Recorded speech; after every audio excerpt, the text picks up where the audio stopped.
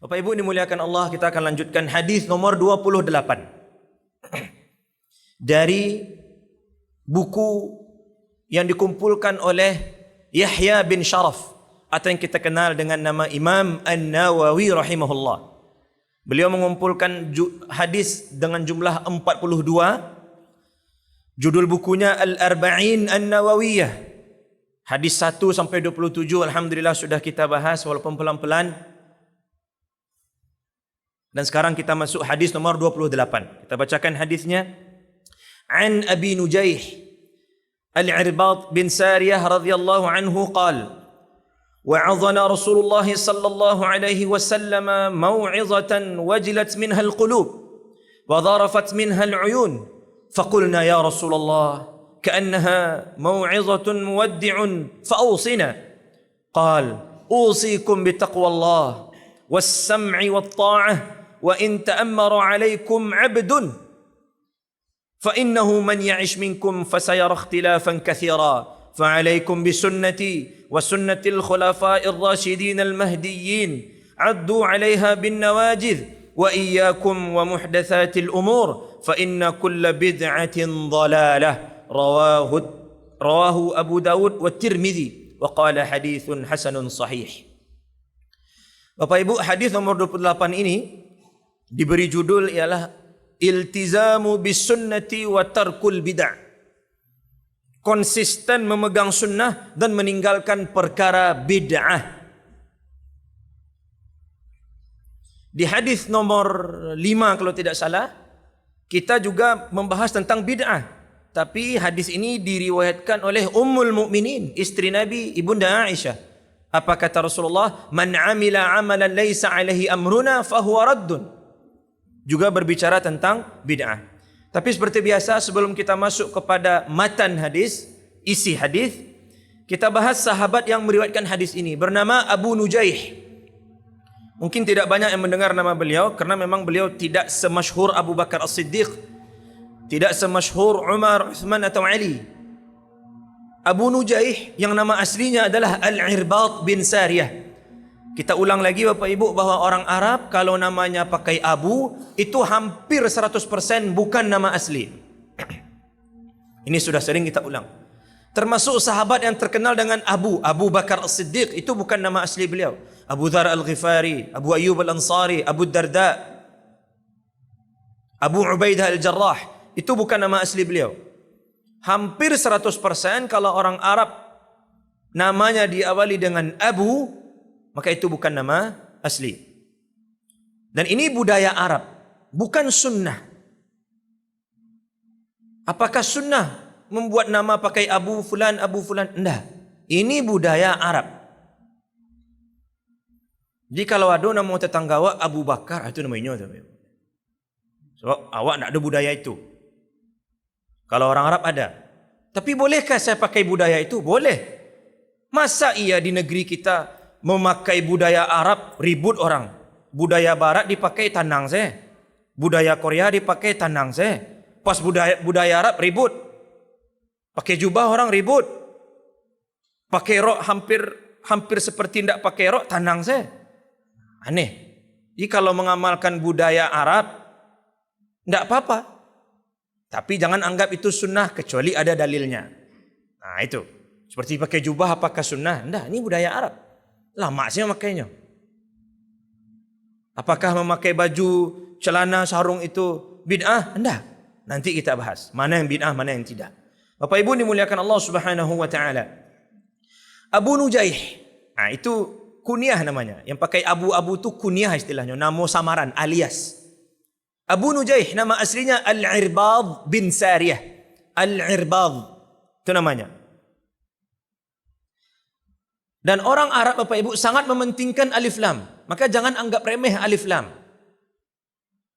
Jangankan kekurangan huruf, beda baris saja pasti beda arti. Sama, sesuatu yang pakai alif lam dengan sesuatu yang tidak pakai alif lam itu berbeda artinya. Karenanya Bapak Ibu, dahulu ketika ada yang protes, disebutkan, tolong sebutkan nama anak Nabi. Disebutnya Qasim. Bukan Qasim, tapi Al-Qasim. Sama saja Ustaz, beda. Kalau sama tidak mungkin dikasih nama Al-Qasim. Nah, ini nama beliau Al-Irbad. Al-Irbad bin Sariyah. Kalau di Indonesia kok siapa panggilannya kok Pak? Sial Pak. Kalau di Arab tidak ada sial, karena tidak ada artinya al, tidak ada. Maka Bapak Ibu dimuliakan Allah Subhanahu Wa Taala, Al-Irbad bin Sariyah ini termasuk sahabat Ahlus Suffah. Makanya tidak terlalu terkenal. Siapa itu Ahlus Suffah di zaman Nabi? Mereka yang la mala lahum wala jah. Mereka yang tidak punya harta, tidak punya keluarga, tidak punya benda, tidak punya kerja. Hanya mengikuti Nabi, mengikuti salat berjamaah, mengikuti kajian Nabi, mengikuti halaqah Nabi di Masjid Nabawi. Kenapa? Karena mereka tinggal di Suffatul Masjid. Apa itu Suffatul Masjid? Teras-teras Masjid Nabawi. Agaknya ini yang menjadi salah satu inspirasi istilah Ahlu Sufi. Diambil dari istilah Suffah, teras Masjid Nabawi. Lagi-lagi ini bukan sunnah. Kenapa mereka tidur di teras Masjid Nabawi? Karena mereka tidak punya rumah. Rasulullah aja tidak tidur di situ. Rasulullah tidur di rumah beliau. Jadi Bapak Ibu dimuliakan Allah, ada banyak sahabat Nabi yang menjadi Ahlus Suffah, termasuk Abu Hurairah. Kita kenal betul siapa Abu Hurairah. Abu Hurairah adalah Ahlus Suffah. La mala lahu wala jah. Tak punya harta, tak punya benda, juga tak punya keluarga. Tinggal di teras-teras Masjid Nabawi. Termasuk Al-Irbad bin Sariyah radhiyallahu anhum ajma'in. Dan beliau ini Bapak Ibu dimuliakan Allah, termasuk sahabat yang sempat menangis gara-gara tidak ikut perang Tabuk. Kenapa? Karena tidak punya harta untuk berangkat ke sana. Allahu Akbar. Diceritakan oleh Allah Subhanahu Wa Taala. Tara a'yunahum tafidu minad dam'. Kata Allah, kamu melihat ketika mereka tidak punya harta untuk diinfakkan, kamu melihat mata mereka penuh dengan air. Air mata bercucuran. Kenapa? Tidak sempat berinfak. Tidak ada pitih. Kenapa? Ya mereka Ahlus Suffah, orang miskin. Fuqara'us sahabah. Sahabat fakir. Bayangkan tidak bisa berinfak, menangis. Tidak bisa ikut berjihad, sedih. Termasuk salah satunya Al-Irbad bin Sariyah. Setelah Rasulullah sallallahu alaihi wasallam wafat, beliau pindah, ada yang mengatakan beliau pindah ke Syam. Ke negeri Syam berarti tanah Syria, Lebanon, Yordania dan Palestin. Beliau pindah di sana dan meninggal di sana. Bapak Ibu dimuliakan Allah Subhanahu wa taala, Al-Irbad bin Sariyah meriwayatkan, wa'azana Rasulullah sallallahu alaihi wasallam. Rasulullah memberikan kami mau'izah, nasihat. Ad-dinun nasihah. Agama adalah nasihat. Beberapa pensyarah hadis mengatakan hadis ini diceritakan oleh Abu Nujaih, yaitu kejadian di salah satu waktu setelah salat subuh. Di waktu-waktu seperti ini, setelah salat subuh, kata Abu Nujaih, Rasulullah memberikan kami wasiat. Memberikan kami pesan. Pesan yang bagaimana? Yang kali ini pesannya luar biasa, kata Al-Irbad, kata Abu Nujaih. Apa pesannya? Wajilat minhal qulub, sampai hati kami bergetar mendengarnya. Wa dharafat minhal uyun, sampai air mata kami bercucuran. La ilaha illallah. Tak terbayangkan oleh kita bagaimana diksi-diksi, narasi-narasi yang disampaikan oleh Rasulullah sallallahu alaihi wasallam, terutama ketika hadis ini diriwayatkan oleh Al-Irbad bin Sariyah. Bayangkan Bapak Ibu di waktu subuh, di mana waktu ini adalah waktu yang sangat tenang. Bahkan sebagian orang tak mau diganggu saat subuh. Setelah salat subuh, Assalamualaikum, Assalamualaikum. Lagi yang buang 40 minit, ambo tak mau ngecek je sia-sia. Matikan sampai dia nikmati ketenangan subuh. Memang jelas kata Nabi, Allahumma barik li ummati fi bukuriha. Ini sabda Rasulullah. Ya Allah, turunkanlah keberkahan yang banyak untuk umatku di waktu pagi mereka. Makanya istilah orang gaya awak, beko rezeki dicotok ayam kalau lalok pagi, itu memang tak ada dalil, tak ada kecek Nabi ayam mencotok rezeki orang yang lalok pagi. Tapi perkataan itu agaknya menguatkan hadis Nabi Muhammad SAW. Artinya makna dari hadis itu ada pada istilah jangan lalok pagi, beko rezeki dicotok ayam. Kenapa? Karena berkah sedang turun, maka jangan tidur, diambil di orang lain beko. Maksudnya apa? Ayam saya tak lalok, masa awak lalok? Jadi Bapak Ibu dimuliakan Allah Subhanahu wa taala, Di subuh hari itu Rasulullah berikan nasihat, mau'izah. Yang kata Ali Irbad, ini kayaknya lain daripada yang lain. Sehingga sebagian sahabat mengatakan, ya Rasulullah, ka'annaha mau'izatun muwaddi'. Ya Rasulullah, iko kayaknya nasihat terakhir. Orang kan kalau udah terakhir pasti diberikan yang terbaik. Makanya sebahagian imam sebelum solat mengatakan, sallu salatal muwaddi'. Solatlah kamu sebagaimana seakan-akan ini solat terakhirmu. Tidak akan takana yang lain. Coba bayangkan Bapak Ibu kalau diberitahu, oh, solat subuh hari ini adalah solat terakhir Anda. Pak, solat isya hari ini solat terakhir. Oh, pasti yang terbaik. Jadi ketika sahabat melihat atau mendengar nasihat Nabi, kok lain nasihatnya. Sampai hati kami bergetar, mata kami berlinang air mata. Lalu kata sahabat, ya Rasulullah, seakan-akan ini nasihat terakhir, seakan-akan tidak ada lagi nasihat setelah ini. Fa'ausina, tolong minta kami wasiat. Nah, ini pelajaran juga. Bahwasannya kalau kita ketemu dengan orang saleh, orang baik, ulama, atau orang yang terkenal pintar, terkenal hebat, sebelum minta selfie, minta wasiat dulu. Sebelum minta foto bareng, minta nasihat dulu. Bosobok je Ustaz Abdul Samad. Sebelum foto, Ustaz, minta wasiat cik. Ustaz. Bertemu dengan Ustaz Khalid Basalamah. Kan Ustaz terkenal. Ustaz Adi Hidayat. Bertemu dengan Ustaz Riza Syafiq Basalamah. Ustaz, minta wasiat. Habis tu boleh? Boleh foto, Ustaz? Atau videokan, Ustaz, sambil video wasiat. Boleh juga. Yang penting, sunnah dan baik kalau kita meminta wasiat kepada orang-orang hebat, kepada ulama, orang-orang saleh. Ini yang dilakukan oleh sahabat. Bahkan ada di antara sahabat yang jarang ketemu Nabi, mungkin karena tinggalnya di Badui, di pelosok. Sekalinya ketemu minta wasiat. Dalam hadis sebelumnya ada sahabat yang datang dari Badiah, yang datang dari pelosok. Ya Rasulullah, ausini. Kata Rasulullah, la taghdab. Sahabat ini minta, tolong beri saya wasiat. Kata Rasulullah, jangan marah. Minta lagi dia, tolong beri saya wasiat. Kata Rasulullah, jangan marah. Minta lagi, ya Rasulullah, minta wasiat. Artinya para sahabat selalu berusaha memanfaatkan kesempatan. Ketika ketemu Nabi, minta wasiat. Bertanya. Tapi tentu pertanyaan yang memberikan manfaat. Bukan pertanyaan asal tanya. Yang penting bertanya. Ada orang yang tipenya ngomong yang penting. Ada pula orang yang tipenya yang penting ngomong. Yang kedua ini hati-hati. Karena ma yalfizu min qawlin illa ladaihi raqibun atid. Hati-hati. Karenanya Bapak Ibu, salah seorang syekh yang terkenal dari Arab Saudi bernama Syekh Muhammad Al-Arifi, beliau pernah suatu hari memberikan ceramah di Mesir. Beliau bercerita, kemudian Bapak Ibu dimuliakan Allah, sampai di bandara, beliau dah terlambat nih.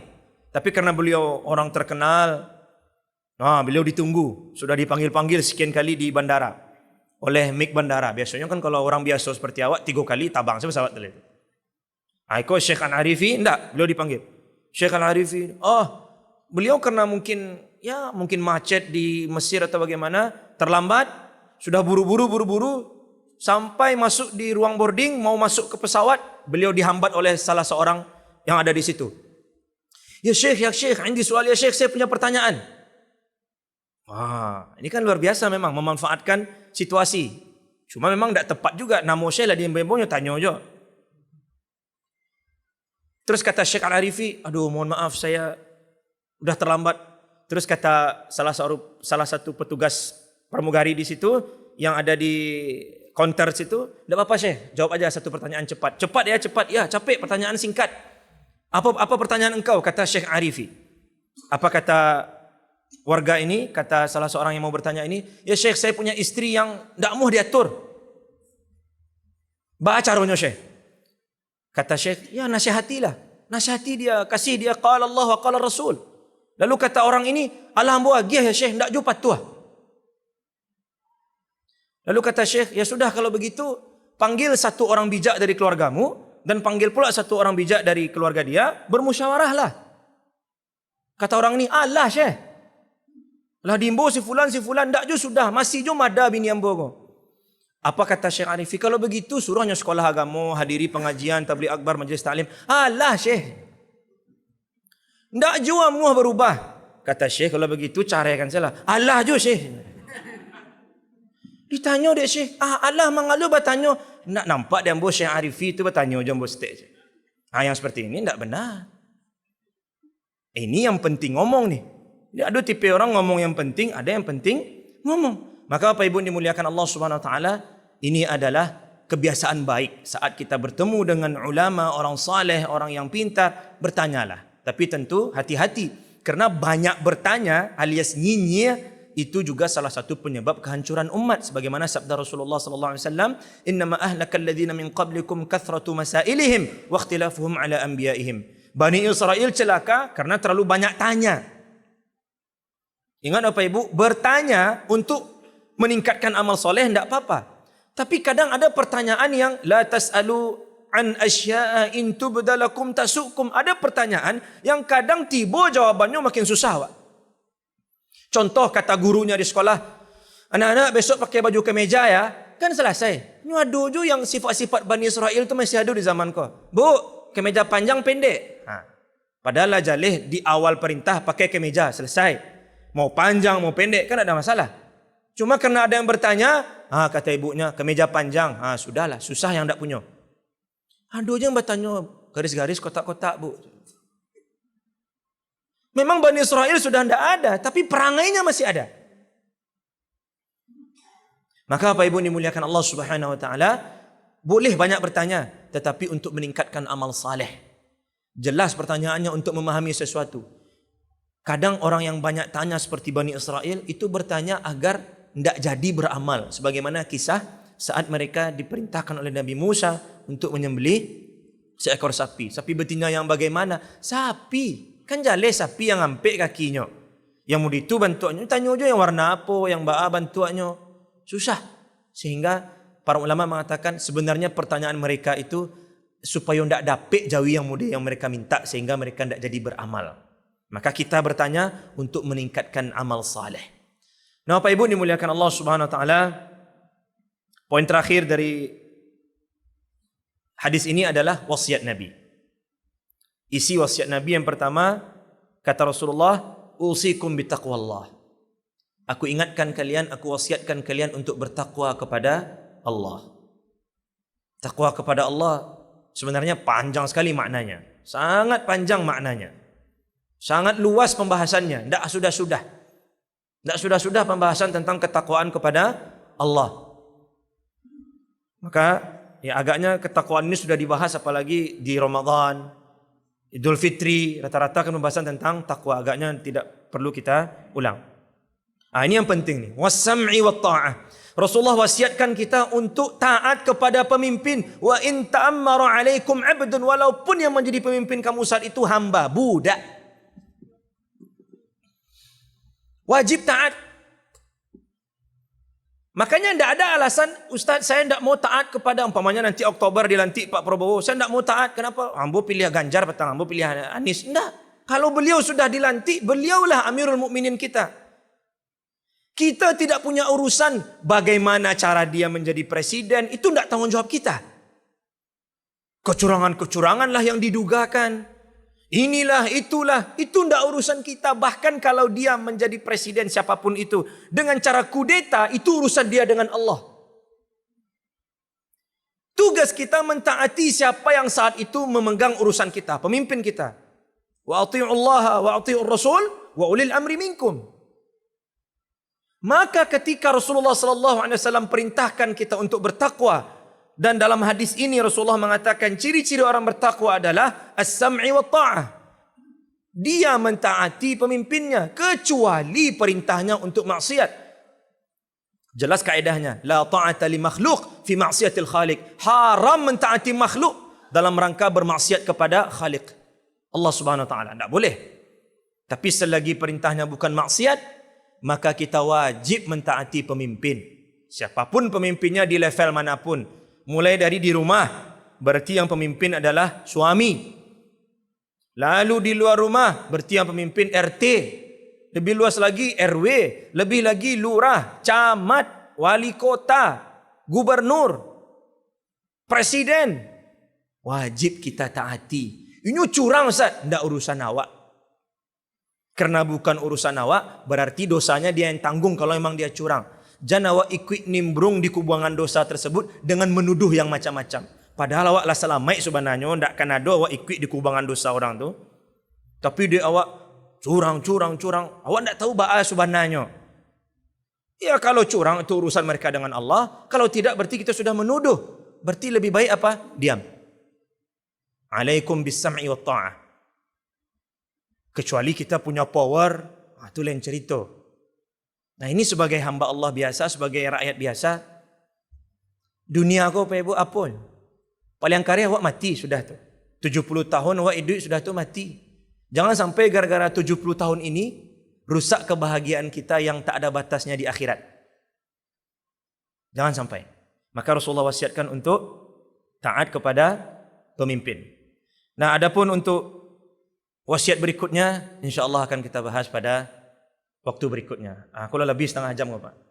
Langit kepala mendengar. Qala Allah, qala Rasul. Beko susah lah beko. Mungkin cukup Bapak Ibu dimuliakan Allah SWT untuk potongan awal hadis ini.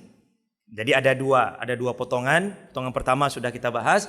Insya-Allah potongan keduanya akan kita bahas pada pertemuan berikutnya. Demikian Bapak Ibu dimuliakan Allah SWT. Semoga Allah SWT berikan kita hidayah dan semoga Allah jadikan pagi kita ini sebagai pagi yang penuh berkah. Dan ingat, setiap pagi Rasulullah SAW mengajarkan kita untuk membaca doa agar kita tidak menyombongkan diri dan tidak bergantung pada diri kita. Semakin kita bergantung kepada Allah, maka semakin beribawa kita di hadapan manusia. Demikian, banyak maaf. Astaghfirullah. Assalamualaikum warahmatullahi wabarakatuh.